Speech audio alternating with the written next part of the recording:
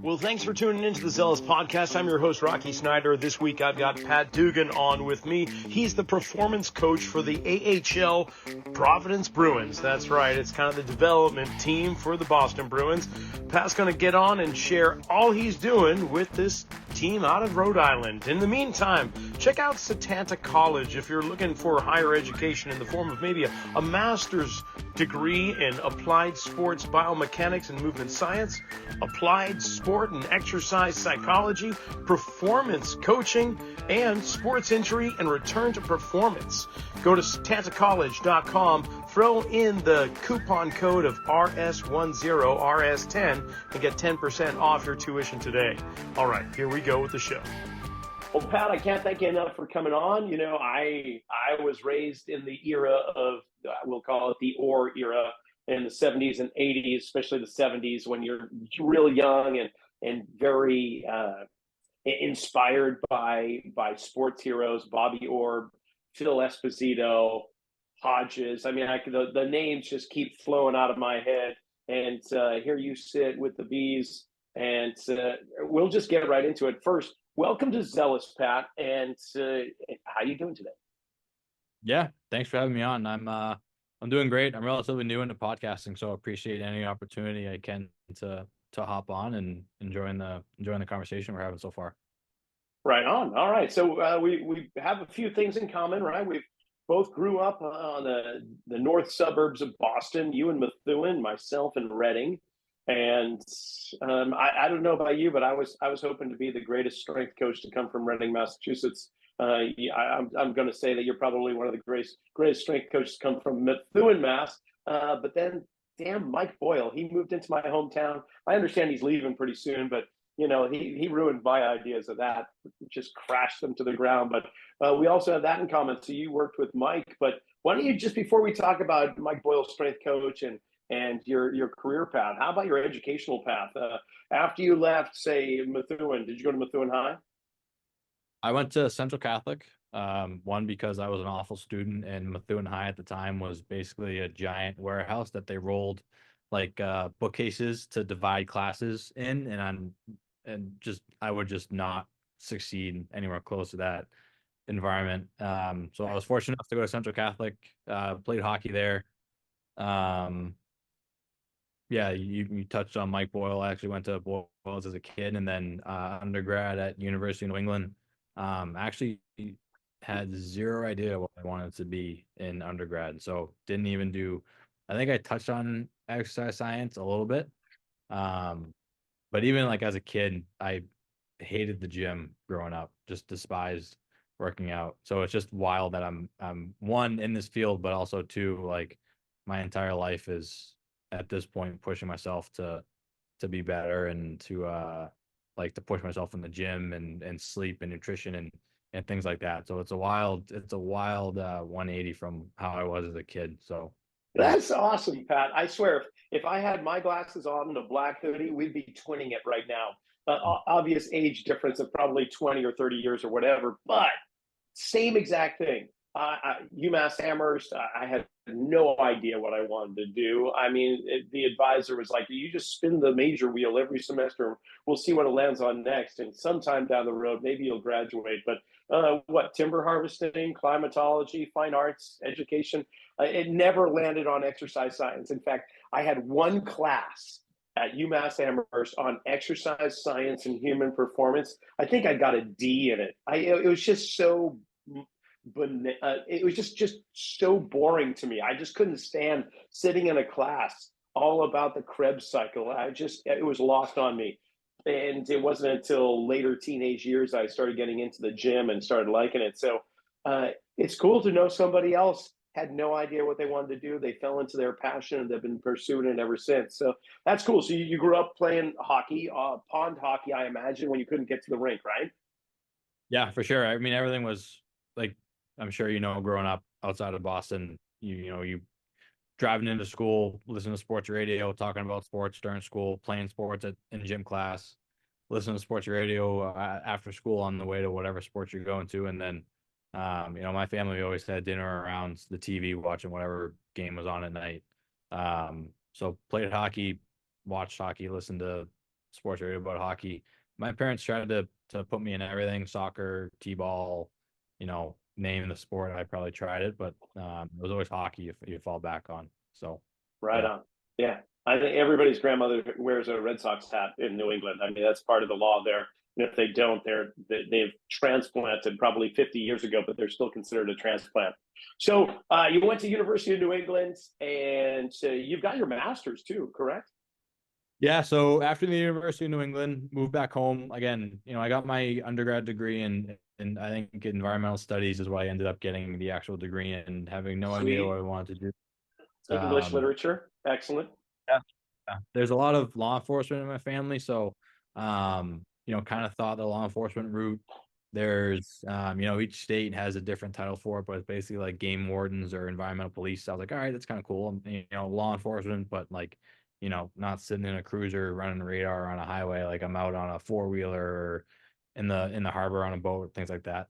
Got a job at Lowell General Hospital doing security, because that's basically a psych ward what they have there, and they put you through a mini police academy once you get the job. So it was a great segue if I wanted to go the law enforcement route, because you're getting into, unfortunately, physical altercations every day, with people at the worst possible point in their lives. And I knew pretty early on in that job that that was just not for me, not what I wanted to spend every day doing.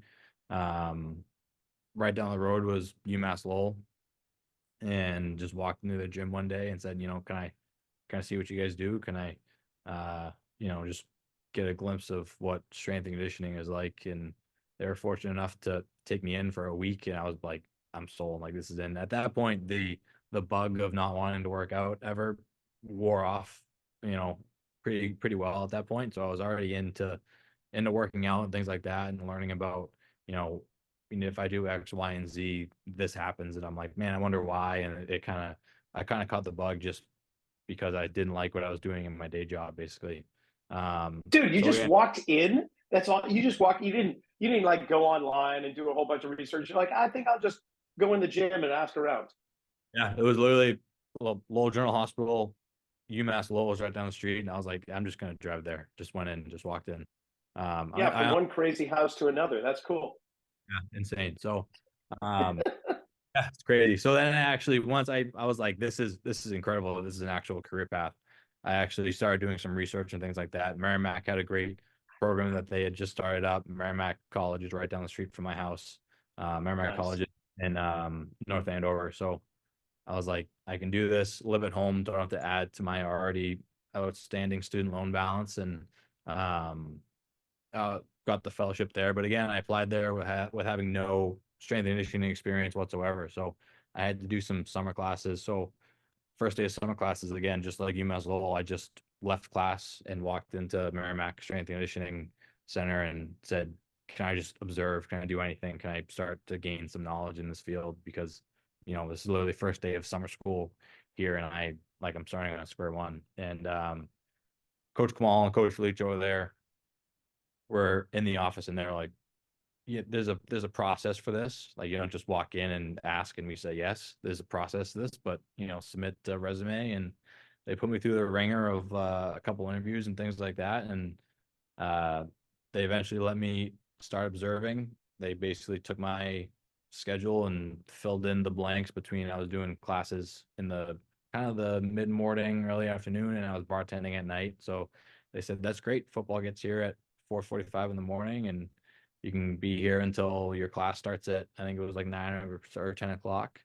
And then there's a little bit of time between your last class and bartending. So like, men's hockey or soccer, or someone's lifting in that time. So be here then. And I think that was kind of their way of like testing of like, all right, we're going to, if you're offering help, we're going to put, 60 hours a week on your plate while you're taking classes and while you're bartending. And we're going to put you through the ringer and see if this is something that you're going to be, dedicated to. And yeah, I put my nose to the grind. So unfortunately, I was like I said, living with my parents, so I wasn't, didn't have to do too much at home, and kind of just was out the door at 3:50 in the morning and back at midnight, 1 o'clock in the morning, and that was my summer. And then yeah, the fellowship actually wasn't even open because I applied so late and I didn't have any experience. So at the end of the summer, Coach Kamal pulled me aside and said, "Hey, just you know, do you have any interest in a fellowship?" And I was like, "It's half off tuition." So yes, I do. And the fellow that was at Mike Boyle's just dropped out of the program, so that's open. So because you've done June, July, August here at the rate we've used you at, like we'll try to set that up and as best as we can, and that ended up just falling into place, and that was that was the start of my actual fall semester, and then they go, now that you have a fellowship, actual classes and bartending, once you get those schedules, we'll fill in the blanks again and let you know when you're going to be here. And Fantastic. I love this. I love if listening audience, press rewind, take some notes there. I mean, Pat, you got out of your comfort zone. You're willing to be vulnerable. You walked into a situation you were unfamiliar with just to see, is this something that I can do? And they tested you all through the summer, and you persevered and you followed your passion to the point where opportunity presented itself and the door opened up. I love it. It's not the first story. This is your story is unique in the way that you did it, but it's not the first story that we've heard from previous guests of how they got to where they are. We beg, borrow, and steal. We scratch and claw our way. We look for opportunities, and when they present themselves, we say yes. The answer is no to every question left unasked. So if you don't ask, then the answer is no, but you ask. So right on, man. That's fantastic. So, okay, take me from there, like on your road to the Bruins. How did that happen? Yeah. So, right after that, it was, the rest of the school year was that, right? It was just, I was at Merrimack in the morning, went to Boyle's when that fellowship started, classes basically throughout the middle of the day, and then either Merrimack, Boyle's, or bartending at night, for the rest of the year. And then when I graduated, I was fortunate enough to be hired on Mike's staff as a full-time coach, which those of you who aren't familiar with Mike's system, the only way you're a coach is if you go through that internship program, right? They don't just hire a coach off the street. You got to go through that, basically a semester long internship, and then a certain number of those, depending on the year they're in and how you are as an intern, certain number of those get hired. So I was fortunate enough to be one of those basically interns that was hired in must have been May or June, whenever that graduation was, right? And then did that until all the way through to the following December. So I was at Boyle's. Merrimack's coaches were crazy enough to let me hang around there, still just observing and learning and things like that, which was great to get kind of the duality of the private sector, but also the college sector. But also, Merrimack has a phenomenal strength and conditioning program, and they have phenomenal graduate assistants that come in with just mind-blowing experience of, I graduated, top of my class at Springfield, and I'm coaching alongside this kid who, has got his master's degree, and that's his first experience in strength and conditioning. So it was an unreal experience to kind of get that, like I said, the duality of those two fields, or the two sides of the fields. And then Clarkson University opportunity came up in December, and that was, just on a job board that I just applied for. Mike knew Tad Johnson, who's a strength coach at Clarkson, because Mike's daughter went to Clarkson to play hockey for, I think it was about a year or two. And then, but again, it was just saw on the job board, applied for it, and then just let Mike know, as hey, I applied for this position. And I went through that interview process. I got that job. For that job was technically only supposed to be for the Division III teams, and the way Clarkson is set up is hockey is Division I. Top 10 in the nation in men's and women's routinely. Women's have a couple national championships, but everyone else is Division III. And I said, okay, I'll take the Division III job. And I'll do it to the best of my ability. I'll dedicate all this time in. But, you know, if I were to show up to hockey lifts, would you kick me out? And it was like, no, like that's not, like, we're not going to pay you for that. And I was like, that's fine. I'll take care. And it just ended up being, you know, a lot of the Division III teams were done either early in the morning or very late at night, and the hockey programs were in the middle of the day. I'm like, that's perfect. That lines up perfectly, right? D3 in the morning, D3 at night, hockey in the middle of the day, and that was it. So that was, you know, from December, even, you know, COVID happened in that year in March, but thankfully hockey was still rolling pretty strong. You know, everyone was home, but we were just still sending them stuff and getting stuff back and things like that. So I was able to see a little bit of that.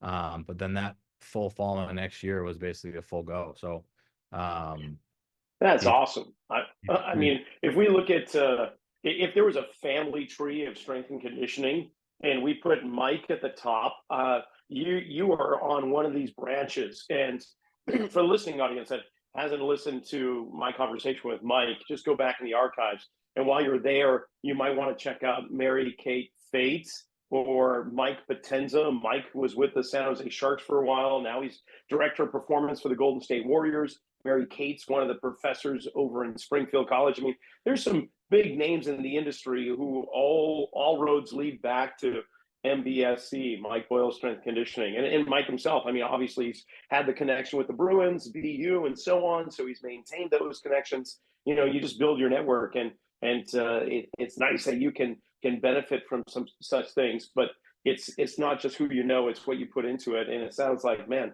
when did you sleep, Pat? I mean, was it only like 3.5 hours a night for 10 years? Or like, how do you sleep today? What's your, because you mentioned at the beginning, oh, I was interested in sleep. Yeah, probably because you never did it. And you're like, oh, there's something new I haven't learned. How do you actually get to sleep? All kidding aside, like, sincerely, how much do you sleep these days?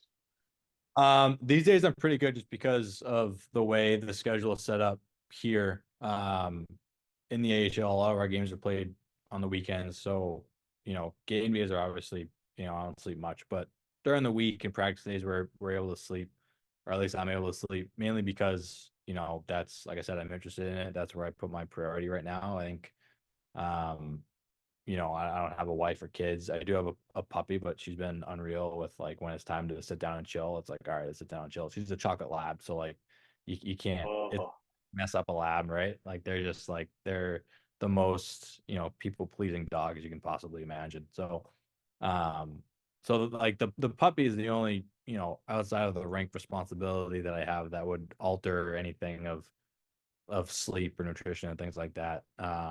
But again, that's just where I put my priority. Like if I have a dinner or if I have a drink with someone, I'll go out and I'll grab a dinner and a drink with them. Like I still like to live life and things like that. But yeah, right now, you know, my health and putting myself in the best spot as I'm, you know, turning 30 over the summer is a huge priority. But yeah, just get your work done during the day, and you'll have plenty of time to sleep, as long as you're not, there's no watching Netflix or binging anything, things like that. And now, so you're head performance coach for the Providence Bruins, the AHL team, correct? Correct. And I imagine, you know, with developing organizations, developing teams, you don't have the deeper pockets that the Boston Bruins do, the NHL teams, but you do have resources. And how many hats do you wear within your organization? Like, aside from strength conditioning, performance director, are you doing the sports science also? Like, what are your roles? Yeah, my roles are all the above. So basically anything that has to happen in Providence, so, you know, performance related is my role to do. Like there's no interns or anything like that. So anything that has to get done is on my plate.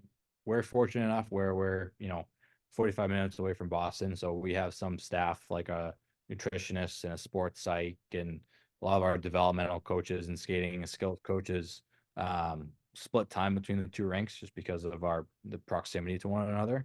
So we're fortunate enough to have that where, you know, if there's a nutrition things that come up, you know, it's, you know, our nutritionist is here on Tuesday this week. Let's chat with her when she's here. There's still that liaison that happens, and I'm still part of that conversation, but it's not something that's totally on my plate just because she's here and we're able to talk to her and things like that. But yeah, everything, the warm-ups, workouts, cool downs, the sports science, all that data stuff, supplements, meals, travel a little bit, but again, we're going to Springfield and Hartford. Like, we're not making, cross country trips and things like that, but I mean, it still gets factored into their workloads and things like that. So, you deal with the travel logistics, like the equipment, or is that somebody else? Do you have an equipment manager? Yeah, no, not the actual logistics of it, more just the getting in the know of what's going on, where we're staying, things like that, the meals that are on the road, when we're practicing on the road, the extra skills on the road.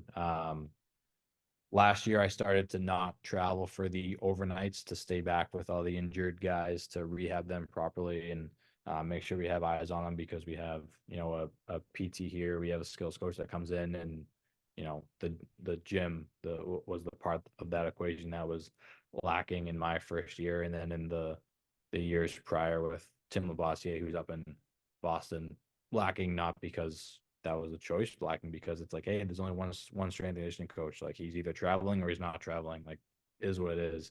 So we decided to switch that up a little bit and get a little more on the rehabbing guys when the team's away on an overnight trip. But again, through the Zooms and the virtual stuff, I'm able to be there on the road through the extra skates and the morning skates and extras lifts and things like that.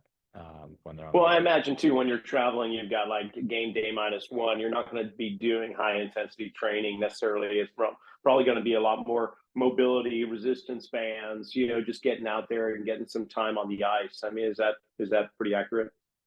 Yeah, mainly because, like you said, game day -1, you're not doing much. But even if you had much to do in the AHL, like, we don't have the resources that the NHL has, like you kind of just touched on, right? We're not traveling to a spot that has the cart of, the power blocks and the trap bars and the weights and the benches and things like that. Like, we basically have, we're required to provide 2 bikes, a couple bands, rollers, stability ball, and that's basically it. And then even then, it's like, how much are teams willing to spend on the bikes they're giving and the stability ball and things like that. Some teams are better than others. You go to Springfield and they have, like, basically a mini NHL cart, which is what we're trying to work towards. But again, it's just the limiting resources. Like, do we want to spend $3,000 to make this cart, or, probably not. So, Yeah, that's a reflection of the ability to coach, as far as I'm concerned. Like, you could have a duffel bag, and in that duffel bag, you maybe have some gliders, maybe a stack of blaze pods. You got your bands, you got maybe a medicine ball and a pump with stability ball. And as far as I'm concerned, you're squared, you're set. Yeah. Anything above that and beyond is kind of luxury. You don't really need it if you know what you really need to do with your athletes. yeah, we basically have our travel trunk, and everything we fit in there is what we're able to bring and give to these guys. So it's mainly, like you said, game day -1, you're not doing stuff. But when you have a game day and then there's nothing on that next day, and we have extras that are on the road that we travel with, we're able to put some stuff in that travel trunk, like the bands and things like that. We have an Anchor, that travel cable machine that we're able to use, and things like that. So Boston does provide a lot of stuff, a lot of resources that way. The catapult is new as of last year for us down in the AHL, the new heart rate system. So they have started to put some serious resources into the performance department. And obviously that's no small part for, Kevin Neal's efforts up there in Boston. Yeah. Kevin's a good guy. Yeah. Yeah, Kevin, again, look to the archives. Kevin and I had a great conversation not too long ago. So I'm curious, like, we've got the Santa Cruz Warriors and their development team for Golden State. And the cool thing about being in Santa Cruz, you can go to a game and you can see some of the top-notch players in the NBA that are playing just to get back into the game after an injury. It's kind of like this is their return to play phase. And just before peak performance, they're getting some court time in the D League, and then once they're kind of they meet all the metrics and they've done all the true assessments to know, okay, you're back in the game. Then they move back up to San Francisco and play in the NBA. Same thing with the Boston Bruins and Providence Bruins. Is that how it works? Like, you've got some injured players, they drop them down to the AHL for their rehab recovery, and then they move back up again, or is that a different kind of method? It's I'd say it's pretty rare. It's happened once when Tuukka Rask was trying to make his comeback. He was sent down for like some rehab stints and things like that. But I think it's, that might be a team to team thing. But again, I think it's rare because we have a lot of resources going into those injured guys to rehab them and things like that. Where if they were to come down here, there's a little less resources, a little less time in the medical room, a little less time in a smaller gym with a little less fancy equipment and things like that. So yeah, like I said, it's not it hasn't never happened, but it's pretty rare for something like that to happen. And what's your turnover rate with your team, like with the roster? How often is that shifting around where you are getting accustomed to your players and suddenly they get traded up or they get traded over to a different team? Is there a lot of shifting around during the season? Or do you pretty much what your roster is going to be like, and minus a couple guys here and there, they're going to stay with you for the season? I guess that depends on how Boston plays, right? So you have and then it also depends on what kind of contracts guys are on and things like that. So there are times where we go a substantial amount of weeks where it's like this is basically our team, and then there are times where it's like these just like today where I showed up to the rink and 3 guys were called up and basically one was sent down. We pulled another one from our EHL team in Maine. But again, like a high turnover rate like this rarely happens. And then, but again, depends on how they're playing up in Boston, depends on, the trips they're taking up in Boston. So the longer, West Coast trips that they're on for a couple of weeks, they're going to take a couple extra guys just so they don't have to worry about moving guys back and forth cross country and things like that. So yeah, it depends, but there's always some turnover or possibility of turnover for at least a couple guys, but the core of the team kind of remains the same through the year. What about the core of your conditioning program? Like, when you're talking about fundamental lifts or the core of your hockey conditioning program, what is at the core?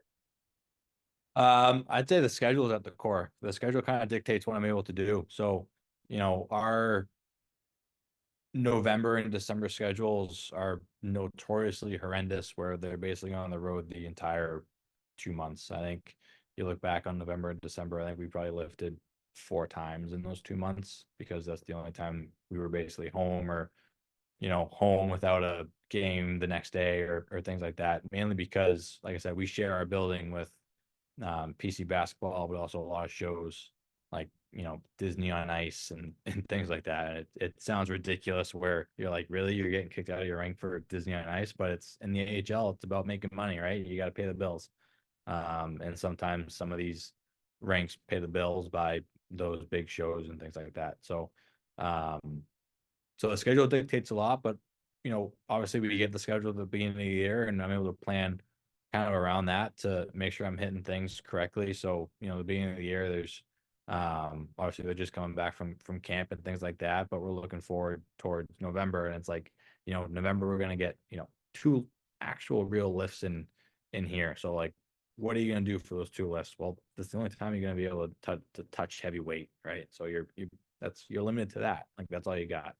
Versus getting into February and March are relatively clean, where a lot of our games are played on the weekend, so we have a lot of clean full weeks of like, we can lift twice this week, we can lift twice this week, we can lift once this week, things like that. So the schedule is what dictates what I'm able to do throughout the year, and you plan ahead and you make sure you're hitting your all your residual training effects and things like that to try to really do the best you can at some point. Are there weeks where there are 0 lifts? Yeah, probably a handful. Really? Yeah. And so is that the infrequency of resistance training on heavy loads? Does that present issues for you? Does that present any concerns, or is it just going, hey, we lift when we can and we make the best of it? Yeah, I mean, both, right? I'm pretty concerned if we don't get a lift in, and then it's like, hey, this is our only opportunity to hit strength. You know, it is what it is. Like, if it's our only opportunity, it's better to do it and deal with the effects of it versus not do it and then just basically put off the effects of not doing it for another week or two. So a lot of that is a conversation with um everyone, but mainly, the leaders on the team and the coaching staff of like, hey, just letting you guys know, you guys might be a little sore with our gonna have to do a little bit extra warm up or cool down on these certain days, or I days like that, I basically just put it on the board saying this is going to be heavy and it's going to suck, but we got to do it. So just shut up and do it. And then we'll deal with it versus, um, if you just give them something to do and you don't tell them that, they're going to come the next day and be like, oh, I'm sore as fuck. What do we do? What's going on? Like, I can't play hockey now. We had this conversation before, right? Like it's a lot of conversations. It's a lot of, just putting the schedule out there and saying like these are the only times we can lift, so it's going to have to be heavy, and we'll deal with it. And then the times we can't lift, it's a conversation with the coaching staff to say like, okay, we can't hit these things, but there are some things we can do in the real world, right? What we got to hit speed, so let's do a little, let's pick some drills with some speed, or we got to hit a little bit of real world strength. All right, we're going to do a little like box out drills or battle drills or things like that. So you still try to do the best you can of hitting those training effects that you're trying to hit. It's just, you got to work with what you got. And if the guys are on the road for a week, it's all I got to work with are the practices that they're on the road for. So let's hammer in the practice plans and make sure we're hitting what we have to hit. And what's the longest stint of travel that will occur during the season? Is it a week or is it more than a week?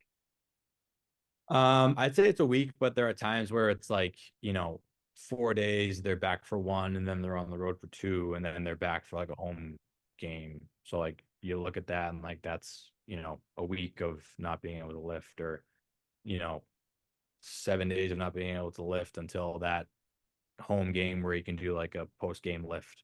Um, but yeah, generally I'd say a week is the longest, and then, everything kind of adds on to that. And when it comes to coaching new, young kind of rookies or those in their first couple of years, and I would say veterans or the older athletes that have been around, how do you approach that? Is there a difference between how you communicate with these two demographics? Yeah, for sure. I mean, you look at, we have a couple guys that have been in the league for, 15 years, right? You're not going to go tell that guy and say like, oh no, like we're going to do this today. That's more of a conversation of like, this is the quality I want to hit today. Like we got to do some strength work on your lower body. What do you want to do? Or this hurts, this hurts, this hurts, this feels good. Okay, we're going to do that one.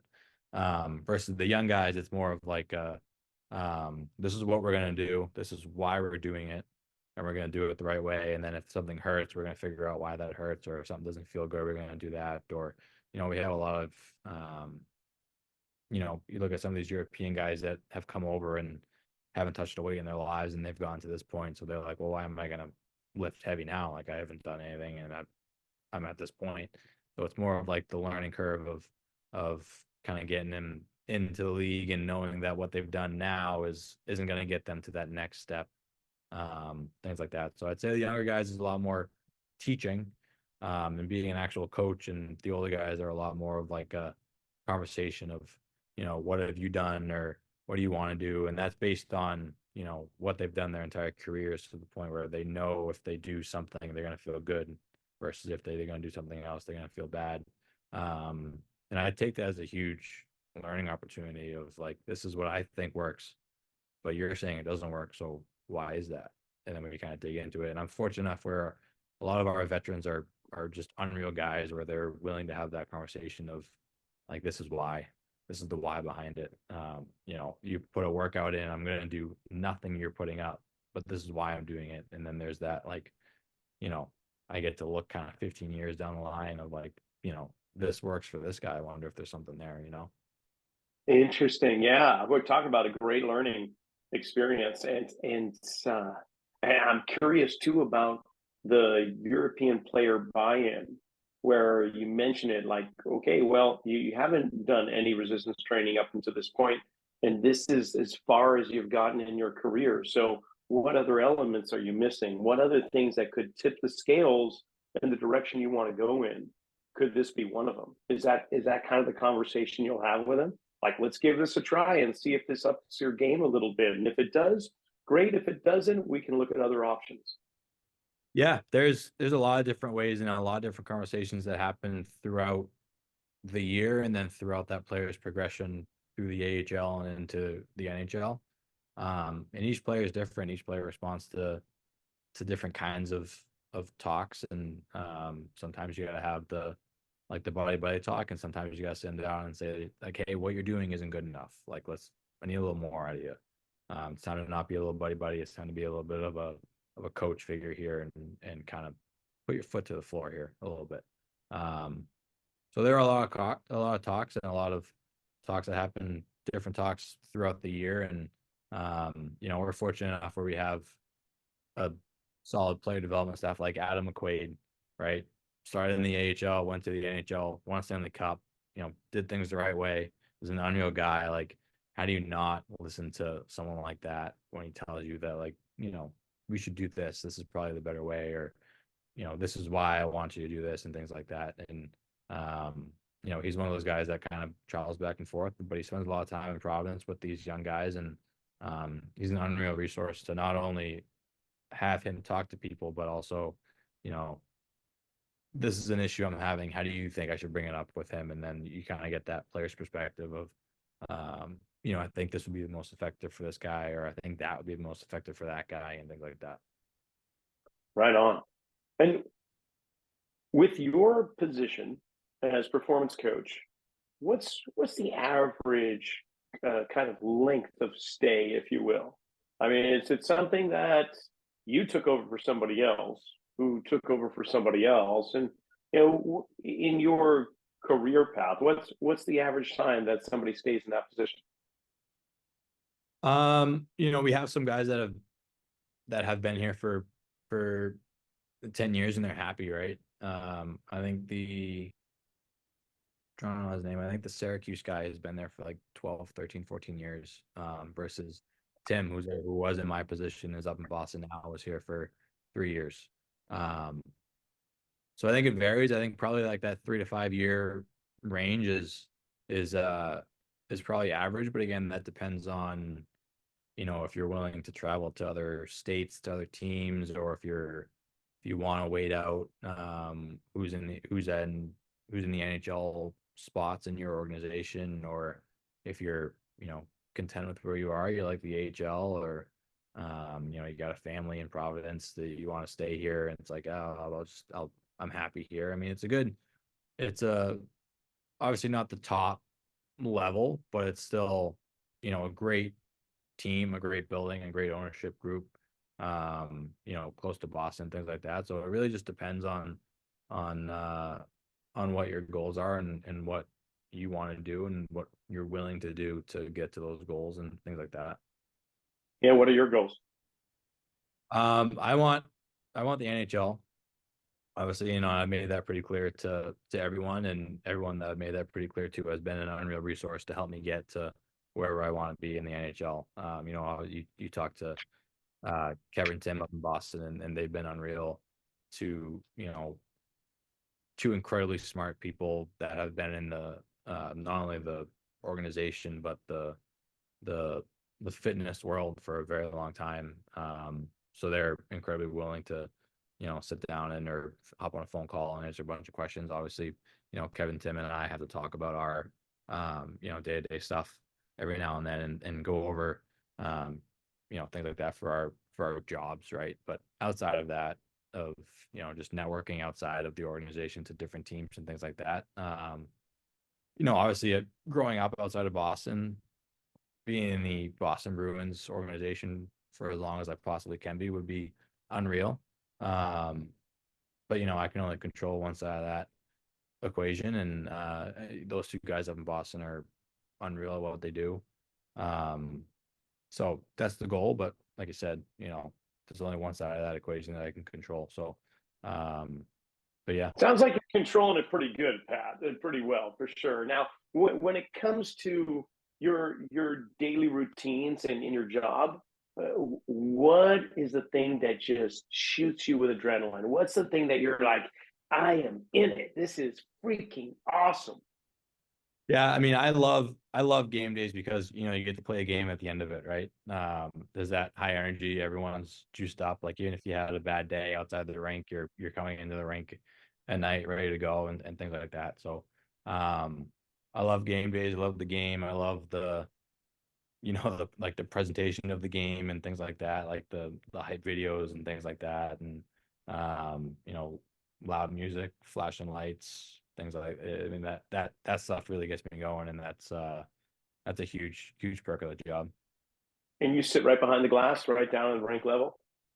So what I track time on ice for our team, for our games. Got it. Away games are a little tricky where I gotta find like a good spot for the Wi-Fi, so I can connect to the computer down there, but also like a good spot that I can see the bench and things like that. So I gotta try to figure out ways to get around crowds and things like that away for some away teams. Some away barns are pretty good where they have like a designated area for a press area that has a good line of sight to the bench, because that's where I'm mainly focused on, because I want to see guys coming on and off the bench and things like that. So you've got a software program that has like timers next to every player's name, and you click the green or the red button when the rotations occur. Is that how that works? It's so I have an iPad that's remote controlling a computer that's in the coach's room, and that computer it's a catapult program, and it basically just gives you like the lines, and you touch the guy when he steps on, touch the guy when he steps off. So when the guy's on, you hit it, that name turns green, and then it's tracking that guy, and then when he steps off, you hit that name again, that green turns to white or whatever the background of the program is, and that guy stops tracking ice. And then that they can link that to like their shifts, so they can go in and look at this was shift one, this was shift two, where it links with the video if our video guy is linking it correctly with his computer programming, things like that. But that's way above my nerd level there, so I let him handle that. But yeah, our home barn is good, where it's basically the tunnel that leads out to the bench. There's a spot up at the top where I set up a table, and it's just I'm 10 feet away from the bench, but high, because I'm on top of the tunnel, so I can see over like the equipment guys' sticks and things like that. So our home barn is a good setup. Away barns are a little tricky depending on what barn you're going to, but yeah, that's what I do during the game. So I'm out there, and I'm out in the crowds for the games for us. I can see how that could benefit the coaches in regards to strategy and who you rotate in at what time and how much they're participating and so on. But how does it apply to you? Do you receive insight from this information? Yeah, there are some times where it's like, man, like because we get that time on ice. The only reason I do time on ice is because we get it immediately. If I didn't do it, there's a program that the league utilizes, but we get it the next day, so we don't have like that immediate feedback of how many minutes the guy played. But we also have catapult during the game, so I have that data as well immediately after the game to run. But if you're playing under 10 minutes, there's the opportunity for an extra bike. But at the same time, in the AHL, it's usually play the next day, and sometimes you even play the following day. So I'm looking at a guy of like on a Friday, where this weekend where we have Friday, Saturday, Sunday games, Yeah. and most guys are going to play all three games back to back to back. So even if you played 9 minutes on Friday, do I want to give you an extra bike after the game, knowing that you're going to show up the next day for morning skate, play the next day, and then you're going to play the next day? It's like, probably not. Versus if it's like a Friday and we have a Saturday off, and you're skated 6, 7, 8 minutes. Okay, we have a day off tomorrow, or we're just practicing tomorrow. You're gonna ride the extra bike, or those are usually good opportunities for post game lifts, and things like that. So that immediate feedback does give us a little bit of insight into who's playing what. But at the same time, this deep into the season, you kind of already know those guys that are playing less, and some of those guys that are playing more and things like that. But yeah, it does give us, like I said, that immediate feedback.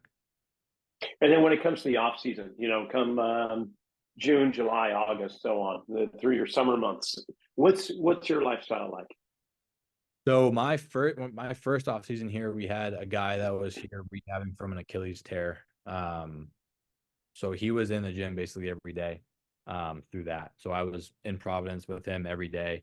A couple of guys, came and went. There were some guys that were here for, I'm here for 3 weeks, or I'm here for 2 weeks, or I'm here for a month, and things like that. But that was the main goal of that off season, was to get him back up to speed.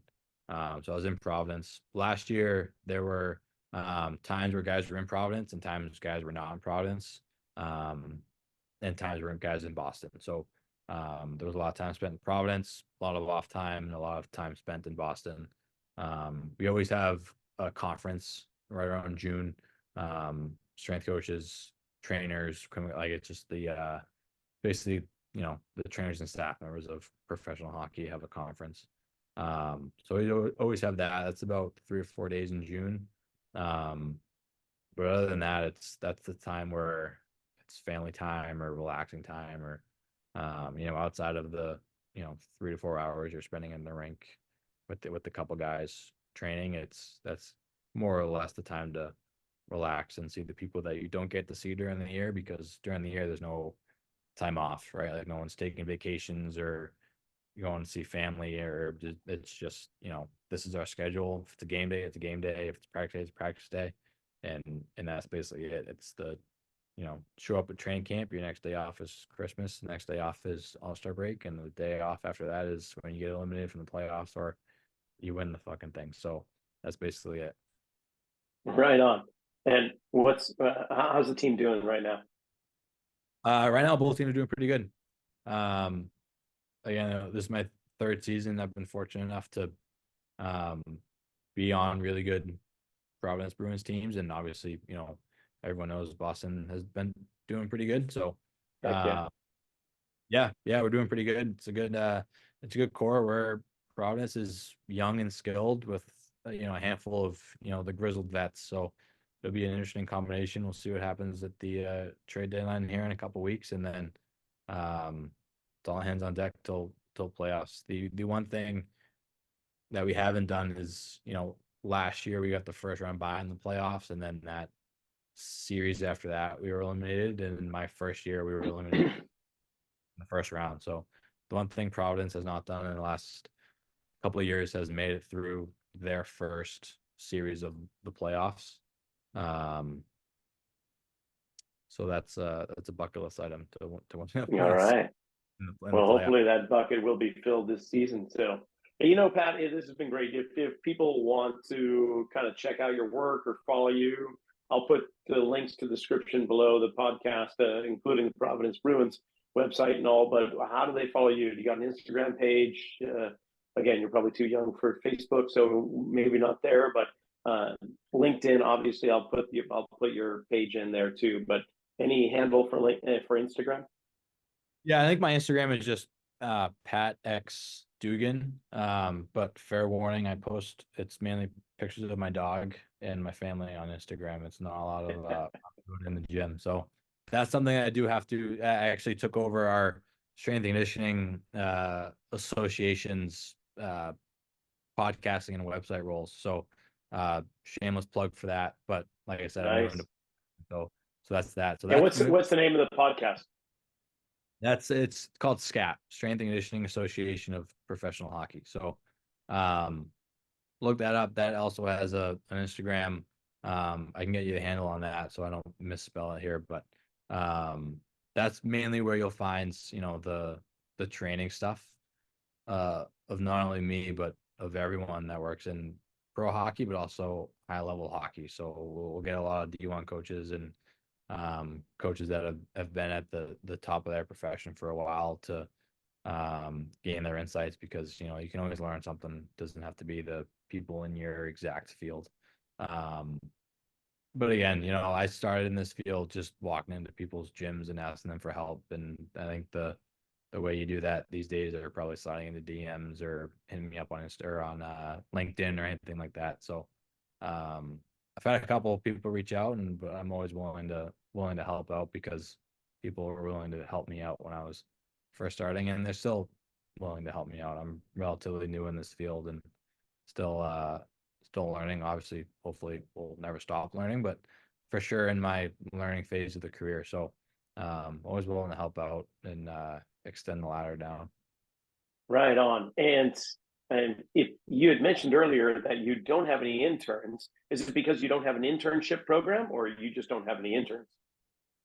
It's because we don't have a program, but that has been a constant point of attack for me to try to get some sort of internship program. Not only because we need the help, need an extra pair of hands, but like I said, people helped me out when I was asking for help, and started off with some amazing internships and fellowships and things like that. And obviously, coming from that Mike Boyle's tree, he does everything through his internship program, which is an incredible source of knowledge. So the goal is to for sure get an intern.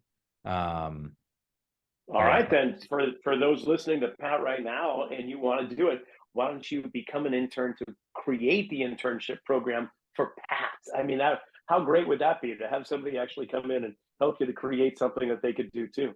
This has been great, Pat. I really, this is and from one Bruins fan to another, I just wish you the best in this season. It's going to be fantastic for both teams. And thanks for coming on. Yeah, thank you for having me on. Appreciate the opportunity. Fun chat. And that's a wrap for this week's episode of the Zelos Podcast. I want to thank Pat and the Bruins organization for making it happen. Remember, go to SatantaCollege.com and put in RS10 RS10 for 10% off your tuition today. Be sure to follow us on Instagram at Rocky_Snyder. Click the subscribe button, and we'll see you next week.